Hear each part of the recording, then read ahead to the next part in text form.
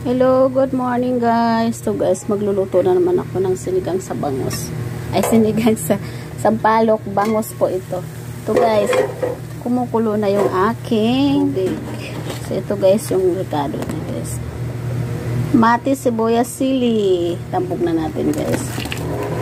Ayan. Lalagyan na natin siya guys ng pampalasa. Pampalasa. Ayan.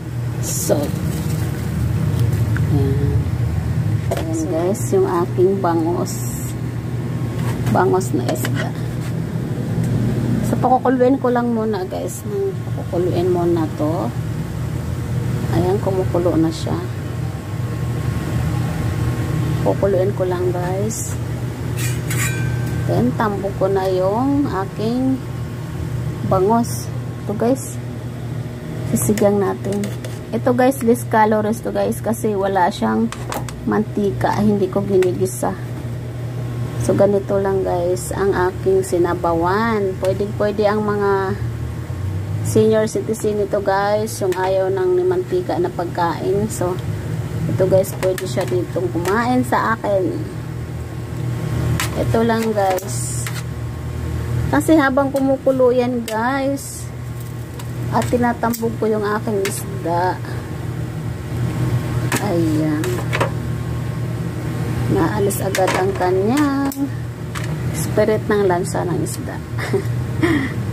Ganun lang guys, kasimple. Simple lang siya guys. Ayan, may bituka pa. Ayan. Simple lang na luto to guys. Ito'y pwedeng-pwede sa mga senior citizen. So, takpan ko lang saglit guys ha. Mamaya. Kangkong. Ito yung kangkong. Sinigang. Ayan. Tapos, takpan ko lang saglit guys. Ayan. Ito yung pang-asim na guys. Real.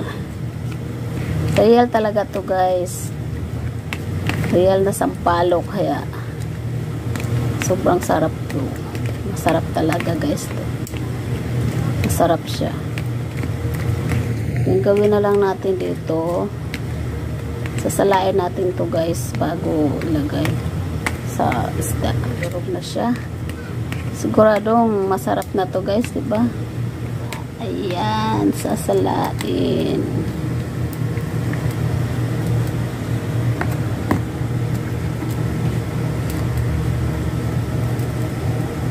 Kaantay tayong kumulo at maluto ang isda. Sarap kasi to guys, kasi real talagang maasim siya guys kaysa doon sa sinigang sa sampalok. So hintayin na lang natin guys. Ito na guys, luto na siya. Tinambog ko na guys ang mga ingredients na lahat kasi may bumili. May bumili kaya kailangan ko itambog, pero ito na siya guys. Luto na siya. Masarap guys talaga ang real na sampalok. Ayan. Thanks for watching guys. Love you all.